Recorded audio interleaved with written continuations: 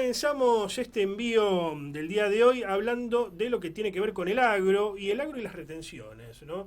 Desde un tiempo a esta parte, pongamos desde el 2008, están en el imaginario colectivo las retenciones, ¿no? Antes también estaban, pero ahí muchos empezaron a decir, hay retenciones, para el campo esto siempre es un robo, siempre es ponerle la bota sobre la cabeza, esto impide la producción, impide el desarrollo del país, la exportación, etcétera, etcétera. Para los gobiernos de turno, inclusive el actual, si no hay retenciones se desfinancia el Estado. Esto lo está comprobando el mismo Milei, que no es kirchnerista, ¿no? El kirchnerismo decía, bueno, si no hay retenciones se desfinancia el Estado. Bueno, lo de Milei dice lo mismo, si no hay retenciones se desfinancia el Estado. Más aún con una economía chica. Bueno, vamos a hablar de esto, el agro, de las retenciones. ¿Son importantes las retenciones?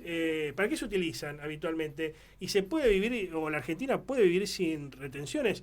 Vamos a hablar con Bruno Napoli, que es historiador y especialista en estas temáticas económicas. ¿Cómo estás, Bruno? Buenas tardes.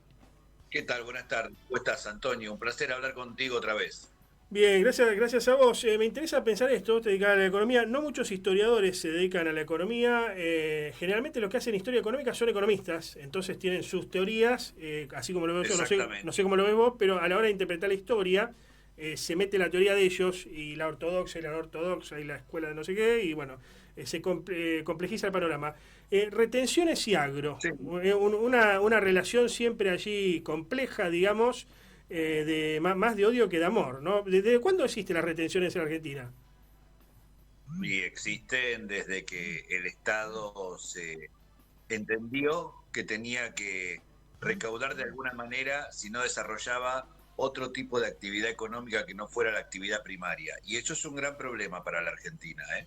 Ujú. Eso es un enorme problema, porque mientras vos no desarrolles la industria, no tenés otro lugar de donde sacar los dólares. Si tenés un país industrial que produce tantos bienes y servicios que le vendés al mundo más de lo que le compraste, entran un montón de dólares. Ujú. El caso de Alemania, por ejemplo. Alemania no es productor de materias primas. Entonces incentiva su ahorro nacional y lo redirecciona a través del crédito a la industria pesada sobre todo, y a venderle al mundo muchísimo más de lo que le compra. ¿Por qué? Porque tiene que comprar alimentos y energía encima. Ujú. Nosotros tenemos una ventaja enorme, que es que producimos alimentos y producimos energía, pero tenemos una economía primaria. Y Ujú. entonces la pelea por las retenciones es histórica. El peronismo había direccionado el, el dinero del campo hacia la industria, lo cual Ujú. fue muy productivo, Hacia la porque ciudad, ¿no? finalmente, Del campo hacia la ciudad, hacia la industria. Ujú. sobre todo desarrollar la industria, porque finalmente lo que se produce es en suelo argentino y es con trabajo argentino y es con costos en pesos. Ujú. Digo, también las cosas por su nombre. Eso el ¿Sí? peronismo, eso el peronismo original, ¿no? El de Perón, el peronismo original. No, no, el peronismo de Perón, que es Sí. el único, cuando vos lees la historia de la clase terrateniente en la Argentina y su desarrollo económico-político, es el único que en la década del 40 le pone un freno a la especulación sobre la tierra, Ujú. saca una ley de alquileres y hace lo más parecido a una reforma agraria. Y en ese momento desarma el poder de fuego de los espacios. Estamos hablando de terratenientes con millones de hectáreas, ¿eh? Si, si Finalmente bien, les si, corta. si bien dirían los intelectuales más tirados a la izquierda, nunca hizo una reforma agraria, ¿no? Pero sí No, trató de dividir alguna tierra ociosa y tierra del Estado principalmente. no, pero aparte simplemente pensó y resolvió la cuestión social. El peronismo original resolvió la cuestión social que desde 1880 arrastraba a la Argentina. Y Claro. uno de los problemas de la cuestión social era el alquiler de la tierra. No la repartió, Ujú. no la regaló. Simplemente dijo, los alquileres tienen que ser acordes al nivel de producción y al costo del proyecto de producción. Claro. Y no se puede aumentar indiscriminadamente. Le puso un freno a eso y generó miles de productores que sin tener tierra podían volver a trabajar la tierra. Nunca más pasó en la Argentina eso, ¿eh? Ujú. Nunca más nadie se animó a meterse con una real ley de alquileres que termine con esta especulación. Aparte, vos sabés, la vez pasada tuve que dar una charla para productores y para empresarios y me decían, mi producción la pago con parte de mi producción y es cada vez más lo que me piden. Ujú. Es enorme, no es que le doy el dinero del arrendamiento. Me decía un productor con bastante campo, me decía, tengo que, pero él alquila. Y si tengo que pagar con una parte cada vez más grande, una porción cada vez más grande de mi producción, como si fuera un Co- sistema feudal. ¿Coincidís con esto Bueno, que dicen habitualmente los dirigentes agropecuarios, que el Estado pone la bota sobre la cabeza del campo, que no lo deja producir, no lo deja ser libre y engrandecer al país, etcétera? ¿Coincidís con esto, que es un lugar común, digamos, para los dirigentes agropecuarios? no, yo los entiendo cuando dicen eso porque ellos juegan en política. A mí me toca hacer el análisis económico. Ujú, En términos económicos eso no es así porque la vez pasada lo hablé también con con un grupo de exministros de las provincias de industria.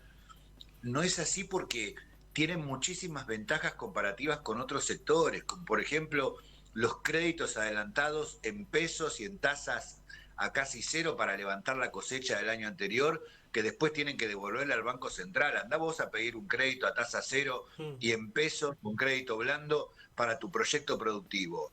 Y además liquidan cuando quieren, pueden guardar la producción y no liquidarla. Insisto, es producción en ujú, suelo argentino, hecha con trabajo argentino y con insumos en pesos y con trabajadores mal pagos en ujú, pesos. Y aparte es un sector como la minería que genera muy poca mano de obra. ujú, Entonces, digo, estos discursos de nos ponen la bota encima es ujú. simplemente no quieren pagar un solo impuesto. No Y quieren si pagar. vos sacás las retenciones, sube el precio de la comida. Esto, la verdad, las retenciones no son impuestos, son derechos de exportación Ujú. que unos 140 países en el mundo aplican: Alemania, Gran Bretaña, Brasil, Estados Unidos, Rusia. Estoy dando la variedad, ¿eh? Ujú. Digo que hay determinados productos donde ponen retenciones altas o directamente prohíben por ¿Qué? periodos Ujú. la salida de determinados productos. ¿Para qué? Para no desabastecer el mercado interno y que no suban los precios. No es tan difícil de entender.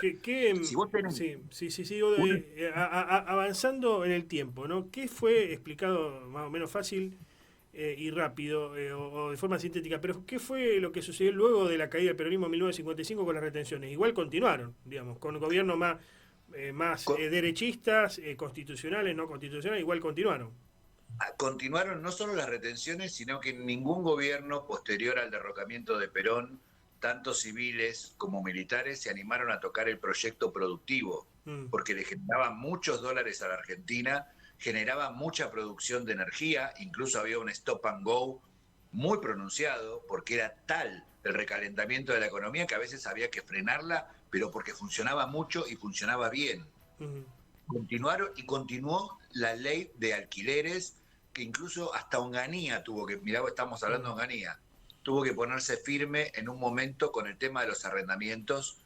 Pero bueno, eso después se fue desvirtuando y mm, durante la última dictadura militar ahí se metieron sí con todo, con el proyecto industrial a desarmarlo, mm, con bajar las retenciones, y hubo un cambio en términos especulativos, en las formas de acumulación y ajá. de dirección Sí, sí, después del ahorro nacional a partir de leyes que todavía no tienen. después con Alfonsín está la famosa escena donde él está hablando de la sociedad rural y lo silban, lo reputean, ¿no? Si bien Alfonsín no era comunista, digamos, en lo económico, al contrario, medio liberal. Pero bueno, o sea, cualquiera que le quisiera tocar las retenciones, los vagos, los muchachos del campo, digamos, son duros, ¿no? No, pero no solamente eso.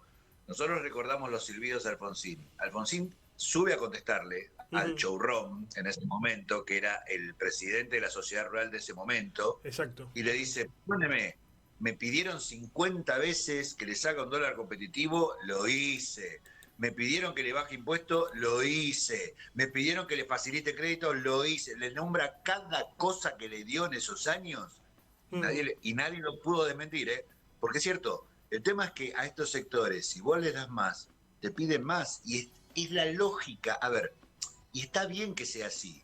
Es el juego de intereses ujú. sectoriales de un país democrático políticamente. Pero para eso está Sí, el Estado, para defender los intereses de todos. lo que los marxistas definirían como puja distributiva, si uno quiere, ¿no? Puja Puede distributiva. ser, pero la puja distributiva no es privativa del lenguaje marxista, es algo que existe en el capitalismo. El capitalismo es el mejor sistema de producción que existe en el mundo y en la historia, Ujú, pero es muy malo redistribuyendo. Para claro. eso existen los estados fuertes. Y yo, que no soy estatista, que yo insisto en que hay que impulsar la actividad privada para que genere más bienes y servicios, respeto a los liberales del siglo XIX, que eso le dijeron a las monarquías jerarquías.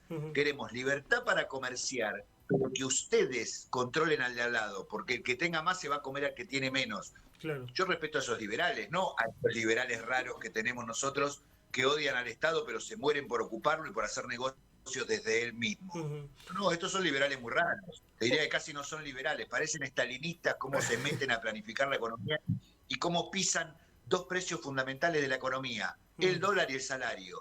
Es Claro. Impresionante. Desde el 2008 para acá, si algo que logró el kirchnerismo fue que se le pusieran todas las entidades agropecuarias contra él, ¿no? Entonces se unieron la Federación Agraria, que es más progresista, la Sociedad Rural, Coninagro, todos juntos contra el kirchnerismo.